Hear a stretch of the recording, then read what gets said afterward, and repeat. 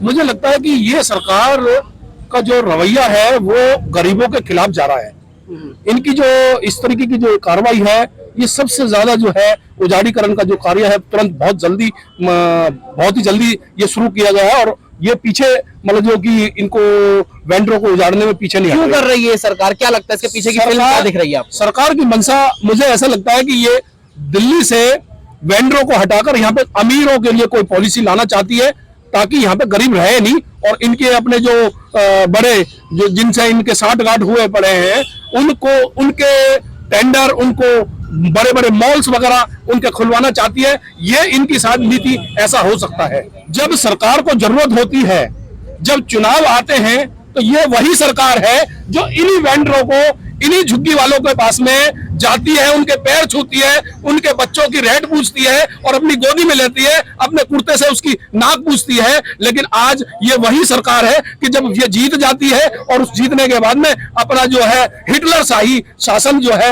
ये दिखाने का प्रयास कर रही है।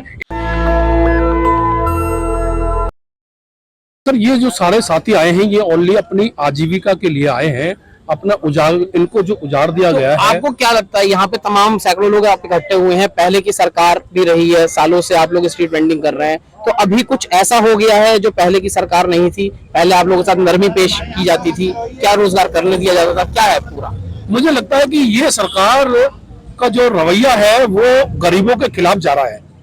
इनकी जो इस तरीके की जो कार्रवाई है, ये सबसे ज्यादा जो है उजाड़ीकरण का जो कार्य है तुरंत बहुत ही जल्दी ये शुरू किया गया है। और ये पीछे मतलब जो कि इनको वेंडरों को उजाड़ने में पीछे नहीं क्यों कर रही है सरकार? क्या लगता है इसके पीछे की फिल्म क्या दिख रही है आपको? सरकार की मंशा मुझे ऐसा लगता है कि ये दिल्ली से वेंडरों को हटाकर यहाँ पे अमीरों के लिए कोई पॉलिसी लाना चाहती है, ताकि यहाँ पे गरीब रहे नहीं और इनके अपने जो बड़े जो जिनसे इनके साठगांठ हुए पड़े हैं उनको उनके टेंडर, उनको बड़े बड़े मॉल्स वगैरह उनके खुलवाना चाहती है। ये इनकी सारी नीति ऐसा हो सकता है, मुझे ऐसी आशंका है। और इसी के बेसिस पे ये जितने भी वेंडरों को ज्यादा से ज्यादा दिल्ली से निकाल सके, ये इस तरीके की पॉलिसी पे काम कर रही है।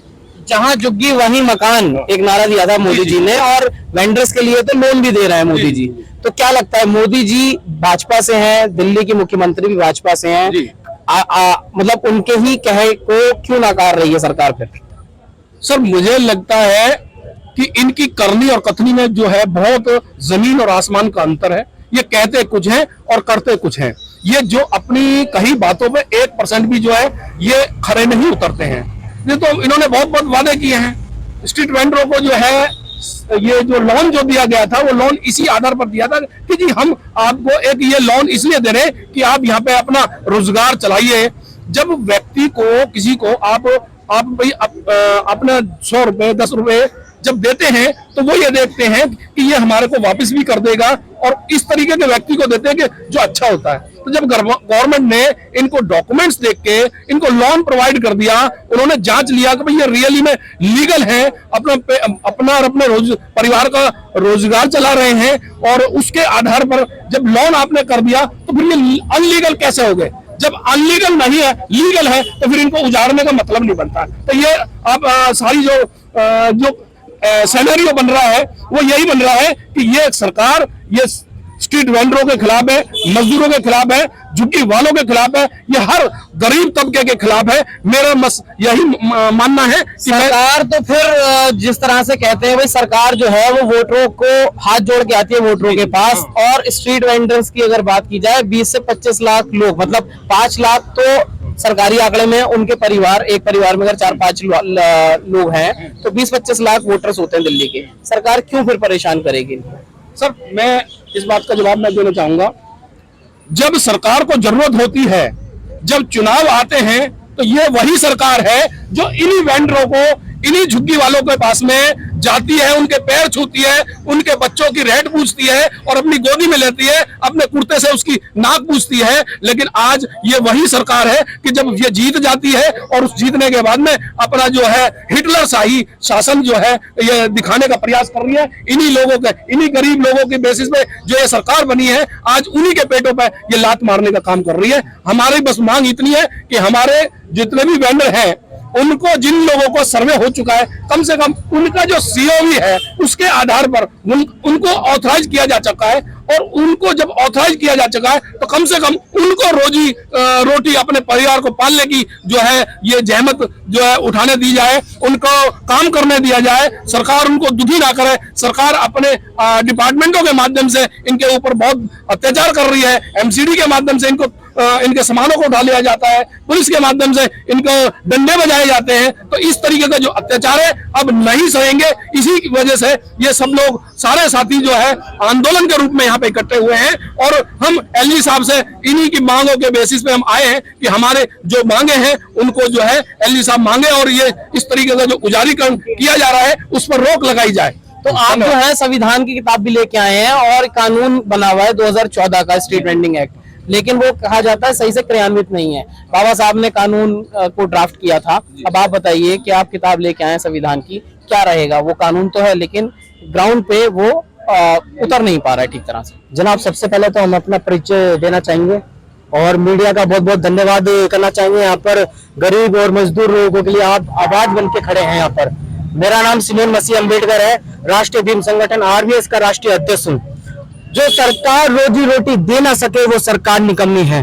अब वक्त आ चुका है एकता में आने का, वक्त आ चुका है ताकत में आने का। जो आज रेडी पटरी वालों को तोड़ा जा रहा है, उनकी दुकानों को तोड़ा जा रहा है, उनको रोजगार नहीं करने दिया जा रहा है, आज उनके साथ हमारे राजेश भाई और राष्ट्रीय भीम संगठन खड़ा है मजबूती के साथ। और जो ये सरकार तानाशाही करती रहेगी, एक दिन वो दिन आएगा इस दिल्ली के अंदर जगह नहीं बचेगी। ये यहाँ के मजदूर इंसान, यहाँ का गरीब एक एक जन रोड पे उतरेगा और इस सरकार को जवाब देना जानता है। और एक दिन ये 5 साल की सरकार है, 5 साल की सरकार में ये सरकार बदली भी जाएगी, और यही रवैया रहा तो एक दिन इनकी सरकार को गिराया भी जाएगा। और रोजी रोटी जो दे ना सके वो सरकार निकलनी है। वक्त आ चुका है, समय आ चुका है। अपनी ताकत को पहचानो, अपनी हिम्मत को पहचानो। आज आप नहीं बोले तो आपकी आवाज को दबा दिया जाएगा, आज आप नहीं बोले तो आपकी हिम्मत को तोड़ दिया जाएगा। समय है एकता में आने का, समय है एक ताकत में आने का, एकजुट होने का। ये सरकार आपके हाथों को, आपकी आवाजों को दबाने का काम कर रही है, आपकी रोजी रोटी छीनने का काम कर रही है, आपके बच्चों की शिक्षा को छीनने का काम कर रही है। ये सरकार संविधान को खत्म करना चाहती है। संविधान आर्टिकल 19 में रोजी रोटी के लिए लिखा हुआ है। जब बाबा साहब ने संविधान जब बनाया 1950 में, जब बाबा साहब ने संविधान को लागू करवाया